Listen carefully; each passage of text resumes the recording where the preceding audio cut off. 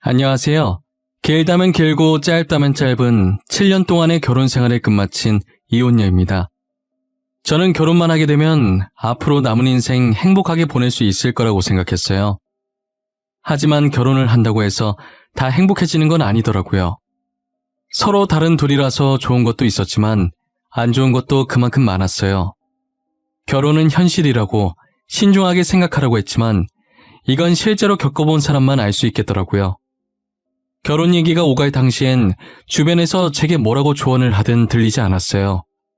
이 사람만 제 곁에 있어주면 어떤 길이든 꽃길처럼 같이 걸어나갈 수 있을 것 같았으니까요. 하지만 현실은 너무 가혹했고 절대 호락호락하지 않았어요. 자신의 인생에서 주인공은 오직 자기 자신뿐이라는 말이 있잖아요. 그래서 저는 항상 로맨스 드라마 속 여주인공을 꿈꿔왔었어요. 정신을 차려보니 저는 배역 이름도 대사도 없는 단역에 불과했지만요. 제 결혼 생활을 굳이 드라마에 비유해보자면 막장 드라마가 제일 잘 어울렸어요. 막장 드라마 주인공 같은 제 이야기를 지금부터 여러분들께 들려드릴게요. 저는 평범한 중소기업에 다니고 있던 월급쟁이 회사원이었어요. 안전한 게 세상에서 제일 좋다고 생각했던 전 남 밑에서 일하면서 매달 정해진 날에 제때제때 월급을 받는 생활에 굉장히 만족하고 있었어요. 당시 결혼할 마음이 없었지만 하게 된다면 저와 똑같은 월급쟁이랑 하고 싶었어요. 저는 결혼을 일찍 하고 싶은 마음이 없었기 때문에 성인이 되어서는 연애를 하지 않았어요. 연애한다고 해서 다 결혼을 하는 것은 아니지만 혹시나 실수라도 하게 될까봐 미리부터 겁을 먹고 걱정스러운 마음에 시작조차 하지 않았죠. 그러다 평소에 전화를 하지 않던 친구가 무슨 급한 일인지 제게 전화를 했더라고요. 대뜸 소개팅에 나갈 사람이 없다고 제발 한 번만 나가달라고 사정을 하는 거예요. 수진아, 나 부탁이 있는데 들어줄 수 있어? 아니, 꼭 들어줘야 해. 모레 소개팅이 하나 있는데 원래 가려던 애가 갑자기 펑크 내는 바람에 혹시 네가 대신 가주면 안 될까?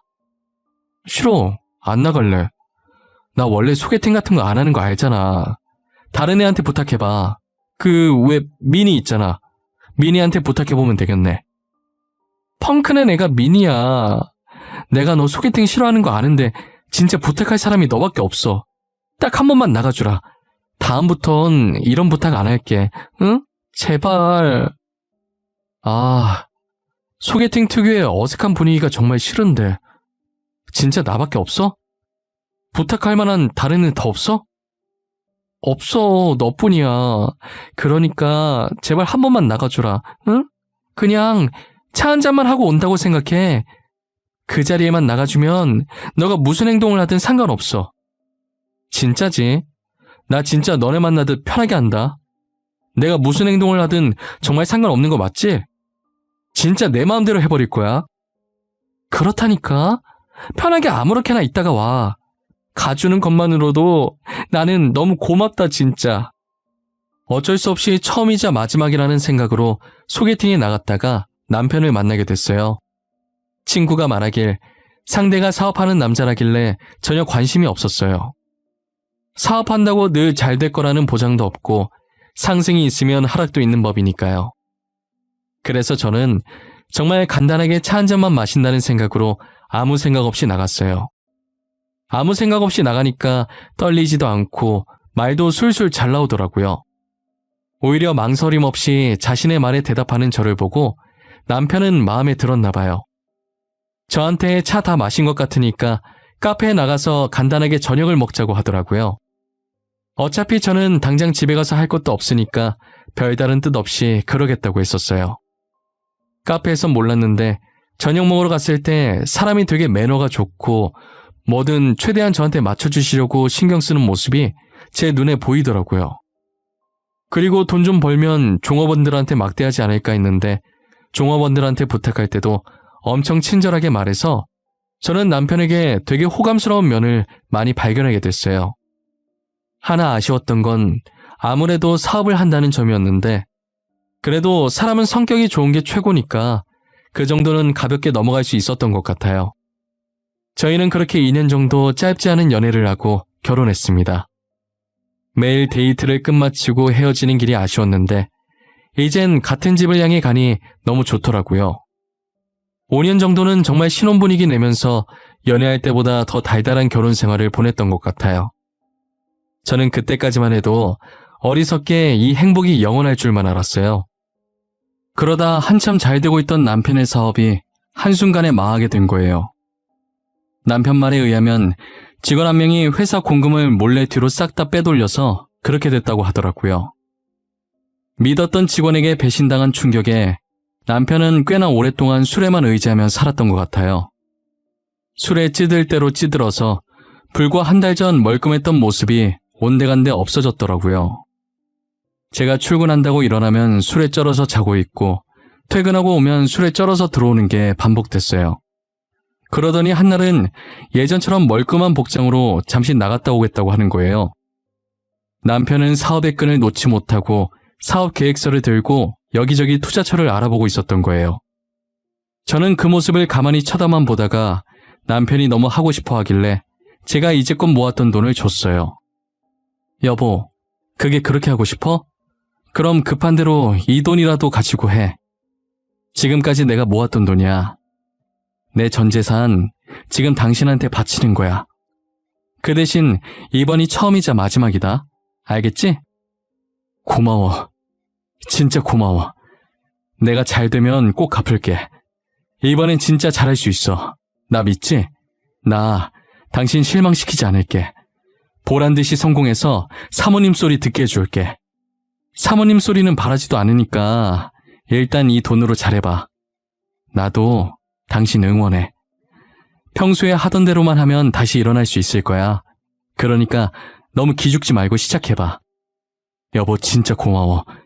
나 정말 당신이랑 결혼하길 잘한 것 같아.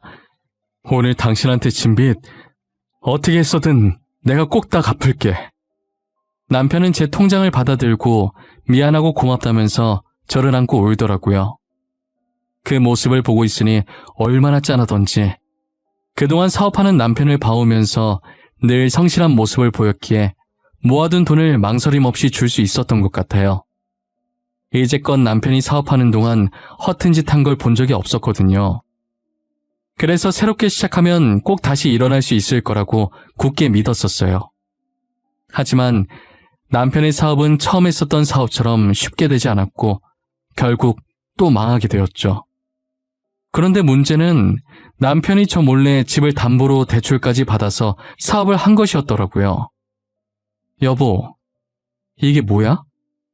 우리 집이 왜 경매로 넘어가? 당신 혹시... 아니지?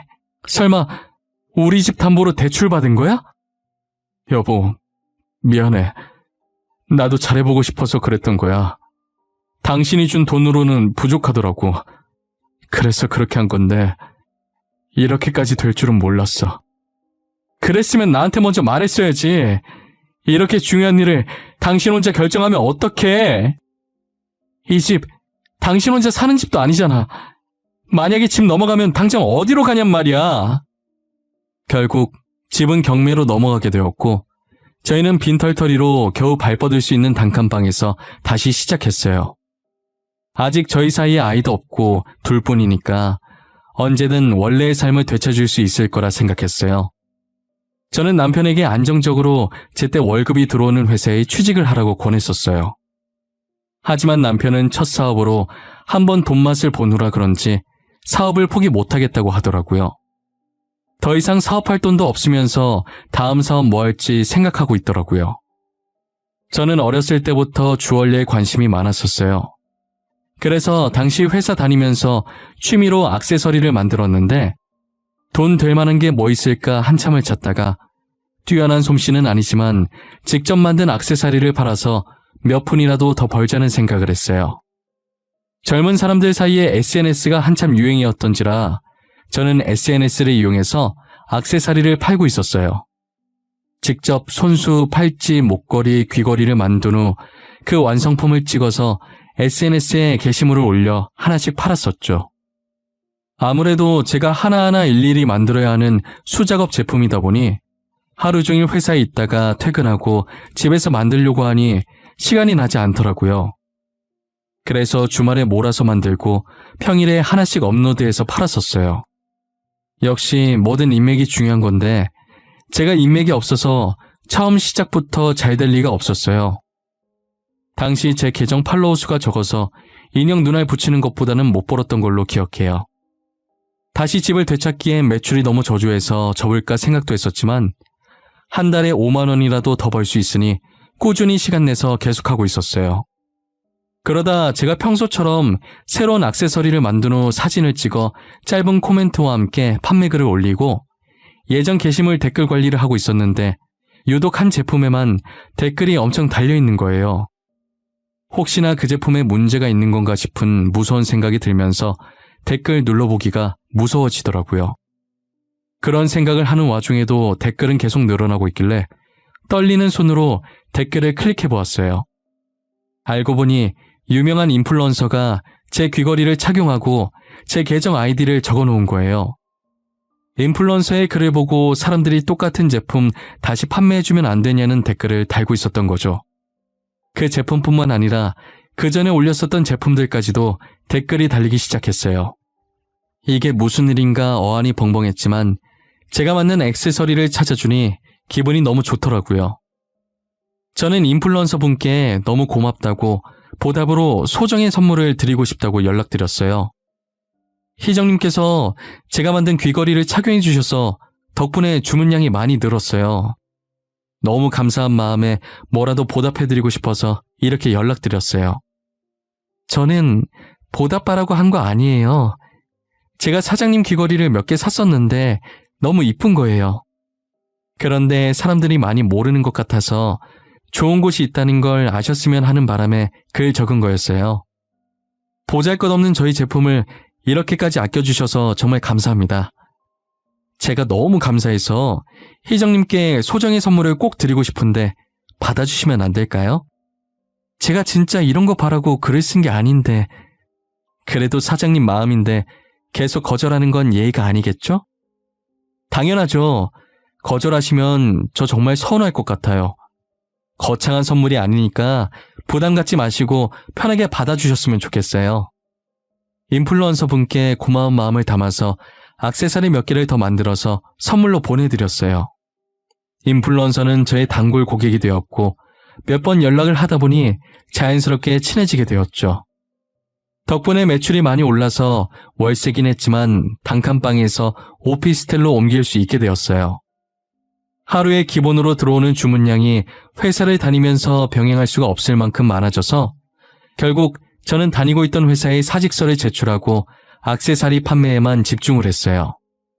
남편은 사업 실패 이후 일해서 돈 벌 생각도 안 하고 줄곧 집에서 술만 마셨댔어요. 집에서만 마시면 모르겠는데 제가 벌어온 돈으로 유흥까지 빠지기 시작한 거예요. 한날은 남편이 평소처럼 밖에서 술을 마시고 집에 들어왔는데 여자 향수 냄새가 진동을 했죠. 저는 100번 양보해서 스트레스 풀 곳이 없으니 한두 번 정도는 갈 수 있다고 생각했어요. 제가 별말 하지 않으니 그래도 된다고 생각한 건지 거기서 만난 여자랑 바람을 피우고 있더라고요. 유흥에 빠졌다는 건 애진장이 알고 있었지만 바람 피고 있다는 걸 전혀 몰랐었어요. 남편에 대한 믿음으로 의심조차 하지 않다가 상간녀가 저희 집까지 찾아오고 나서야 알게 되었죠. 그런 곳에서 만난 여자라 그런지 당돌하게 저한테 찾아와서 이혼을 해달라는 거예요. 어찌나 당당하던지 제가 남편을 뺏긴 사람이 아니라 뺏은 사람인 줄 알겠더라고요. 처음엔 남편이 꽃뱀한테 잘못 걸렸구나 라고 생각해서 돌려보내려고 했는데 여자가 남편과 만나고 있는 중이라는 증거 사진들을 보여주더라고요. 저는 사진들을 보자마자 화가 나서 온몸이 떨리기 시작했고 동공이 흔들리더라고요. 여자는 제가 손을 떨며 사진을 들고 있자 코웃음을 한번 치더니 이혼 잘 생각해보라고 하고 가더라고요. 지금 나랑 뭐 하자는 거야? 내가 당신 옷에서 여자 향수 냄새 나도 아무 말 안 했어. 내가 호구라서 아무 말 안 한 줄 알아? 그렇게 좋으면 내가 이혼해 줄 테니까 그 여자랑 살지 그래? 여보, 미안해. 잘못했어. 잠깐 실수한 거야. 그러니까 한 번만 봐줘, 어? 나는 사업 실패했는데 당신은 이렇게 잘 되는 거 보니 내 자신이 너무 한심해서 잠깐 방황했었어. 내가 당신 이러는 거 언제까지 봐줘야 하는 건데. 다른 회사라도 다니라고 몇 번이나 말했잖아. 왜 이렇게 사업을 포기 못해서 안달인 건데. 집까지 잃어봤으면 포기할 줄도 알아야지. 진짜 이번엔 성공할 수 있을 것 같았단 말이야. 딱 느낌이 왔었다고. 당신이라도 나를 믿어줘야 하는 거 아니야? 다른 사람은 몰라도 당신은 믿어줘야지. 나는 절대 반대야. 다시는 이렇게 빈털터리로 쫓겨나고 싶지 않아. 그러니까 사업 포기하고 당장 그 여자나 정리해. 아니면 당신이랑 나랑 갈라 살 거니까. 알겠어? 남편이 바짓가랑이 잡고 비는 바람에 마음이 약해져서 한 번은 눈 감아주기로 했어요. 저는 저의 단골 고객인 인플루언서에게 남편과 있었던 일을 말해주었어요. 언니 동생 하는 사이기도 하고 마땅히 털어놓을 곳이 없었거든요. 제 얘기를 듣고 대신 화내주면서 걱정되는 마음에 충고도 해주더라고요. 언니, 처음이 어렵지 두 번째는 쉬워. 그러니까 늘 의심하고 또 의심해봐. 돈은 넉넉하게 주지 말고, 알겠지? 그냥 돈을 안 주면 안 돼? 돈이 있으니까 그런 짓 하고 다니는 거 아니야. 어떻게 그래. 너무 불쌍하잖아. 우리 그이 사업 실패하고 인맥도 다 끊겨버려서 스트레스 풀 만한 게 술밖에 없어. 그러니 술이라도 마시게 해줘야지 어쩌겠어. 언니도 가만 보면 참 답답해. 나 같으면 진작 이혼하고 혼자서 편하게 살았어. 돈 안 벌면서 술만 퍼먹고 바람까지 피는 남편 뭐 이쁘다고 같이 사는지 모르겠네? 미우나 고우나 그래도 내 남편인데 이쁜 구석은 없어도 억지로 찾아서 이뻐해줘야지. 나 아니면 그 사람 누가 이뻐해주겠어? 안 그래? 안 그래. 언니 시어머니나 그 바람난 여자가 이뻐해주겠지. 진짜 의심의 끈 놓지 마. 또 그 짓거리하고 다닐지 누가 알아. 남편 절대 믿지 마. 저를 대신에 화내주는 인플루언서를 보며 웃겨서 조용히 웃었는데 어떻게 들은 건지 지금 이 상황에 화내도 모자랄 판에 웃음이 나오냐고 저만 혼났어요. 전화를 끊고 나니 처음은 어려워도 두 번째는 쉽다는 말이 계속 마음에 걸리더라고요. 그런데 얼마 지나지 않아서 인플루언서 말처럼 남편이 또 다른 여자와 바람을 피고 있더라고요. 남편이 최근 들어서 정신 차린 건지 취업 준비한다고 멀끔한 복장으로 밖에 나갔었어요. 저는 다시 처음 만났던 때로 돌아온 것 같은 남편의 모습에 흐뭇했어요. 평소에 제가 눈치가 정말 없는 편이거든요. 하지만 여자의 촉이라는 게 정말 무서운 거더라고요. 겉보기엔 아무런 문제가 없어 보이는데 어딘가 이상하게 찝찝한 기분이 드는 거예요. 평소에 잘 보지 않았던 남편의 휴대폰을 그날따라 꼭 봐야 할 것 같다는 생각이 들었어요.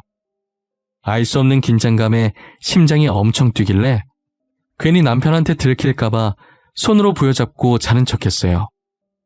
남편이 자는 것을 확인하고 협탁 위에 올려져 있던 휴대폰을 몰래 들고 나와 확인하기 시작했어요.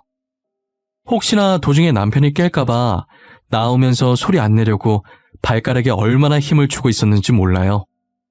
잠금이 걸려 있었는데 비밀번호가 남편 생일도 아니고 저희 기념일도 아닌 제 생일인 거예요. 잠금 해제되는 순간 비밀번호를 아내 생일로 해놓는 사람인데 제가 괜한 의심을 한 건가 미안했어요. 하지만 잠금 해제와 동시에 남편에게 온 카톡을 보고 미안함에서 분노로 뒤바뀌었어요.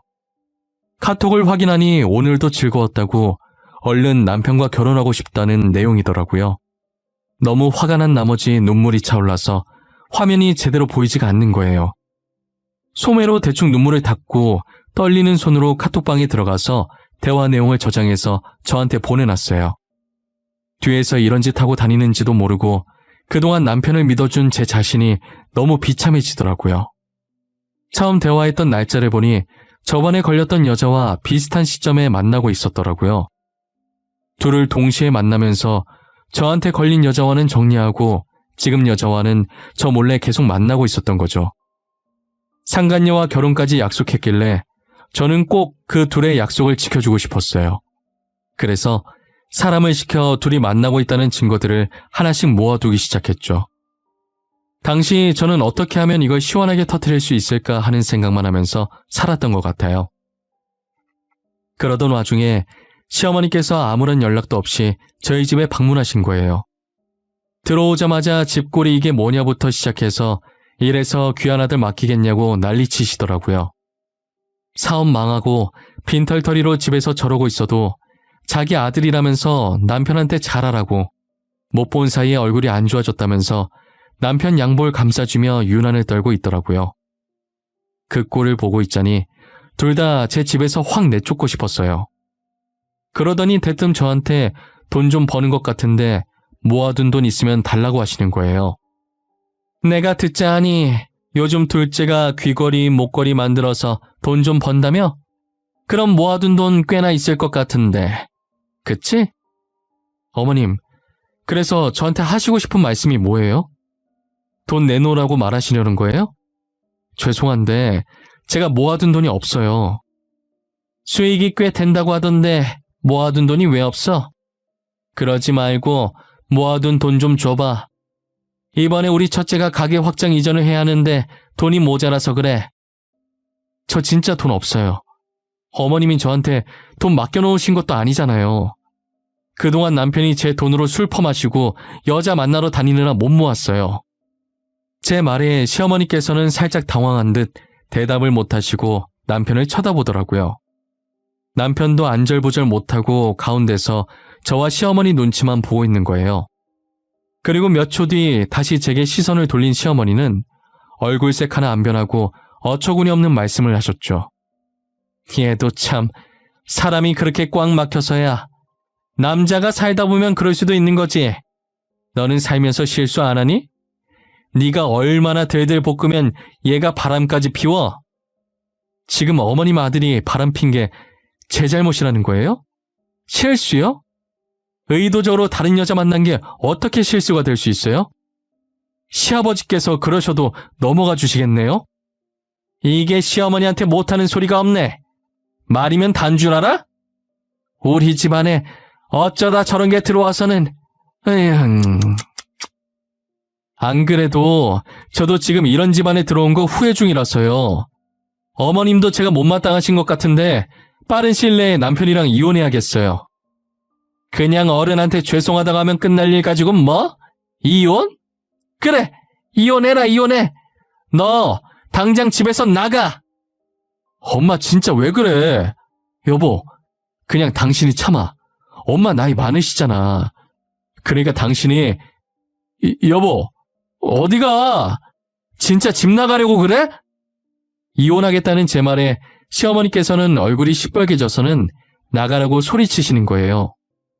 저는 그대로 안방에 들어가서 커다란 가방을 꺼내서 짐을 미친 듯이 싸기 시작했어요.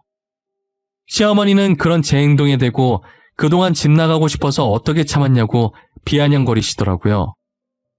다 싼 가방을 거실로 가지고 나와서 소파에 앉아있는 남편한테 들이밀었어요. 남편은 가방을 받아들고서 시어머니와 함께 이게 뭐냐는 눈빛으로 저를 쳐다봤어요. 저는 아무 말 없이 남편과 시어머니를 일으켜 문 앞까지 갔을 때쯤 둘은 어색하게 웃더라고요. 하하, 둘째야, 말로 하자꾸나 말로. 내가 아깐 정신을 잠깐 놨어. 원래 늙은이들 기분이 오락가락하지 않니? 여기 제 집이에요. 잊으셨나봐요? 당장 제 집에서 둘 다 나가요. 정말 1초라도 더 보고 싶지 않으니까. 경찰에 신고해서 끌려가기 전에 제발로 나가세요. 여보, 내가 미안해. 제발 화 풀어. 어머님 대신 내가 사과할게. 내가 이렇게 무릎도 꿇을게. 그러니까 어머님 말 너무 담아두지 마. 내가 어머님 말만 가지고 이러는 거 아니야. 당신 또 바람 폈더라? 이번엔 결혼까지 약속했던데 이 정도면 실수가 아니라 습관 아니니? 진짜 정 떨어져서 원. 무슨 소리야? 결혼 약속이라니. 나 그때 그 여자랑 다 정리했어. 너가 정리하라고 해서 그때 정리했다고. 만나는 사람 없다니까? 그럼 당신이 매일 만나던 주연이라는 여자는 뭐야? 그 여자 혼자서 너랑 결혼하려고 설레발치는 거니? 그냥 내가 헤어져 줄게. 당신은 주연이랑 살아. 상간녀와 같이 찍힌 사진들을 면전에 던져주니 그제서야 사태 파악이 됐는지 미안하다고 빌더라고요. 시어머니도 그 사진을 보고 남편 옆에서 무릎 꿇더니 손이 발이 되도록 싹싹 비는 거예요. 저는 문을 열어놓고 남편과 시어머니께 당장 나가라고 소리쳤어요. 꿈쩍도 하지 않길래 휴대폰을 들어 경찰서에 전화하는 신용을 하니 그제서야 헐레벌떡 나가더라고요. 그렇게 남편과 시어머니를 쫓아내고 이혼 소송과 상간녀 소송까지 걸었어요. 이 일을 인플루언서에게 말해주니 역시 한번 바람핀 사람은 계속 핀다는 말이 맞다고 난리였어요. 더 확실하고 시원하게 복수해줬어야 하는데 그러지 못한 걸 아쉬워하더라고요. 저도 이런 식으로 증거 사진을 풀려고 했던 건 아니어서 살짝 아쉬웠던 건 맞지만 그래도 지금 이혼해서 속은 후련하다고 했더니 제 속이 후련했으면 그걸로 된 거라고 했죠. 지금까지도 인플루언서 동생 덕분에 제 사업은 여전히 승승장구하고 있어요.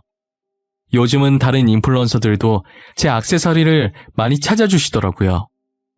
이제는 저 혼자서 감당할 수 없을 만큼 커져버려서 회사를 하나 내야 하나 고민 중에 있어요.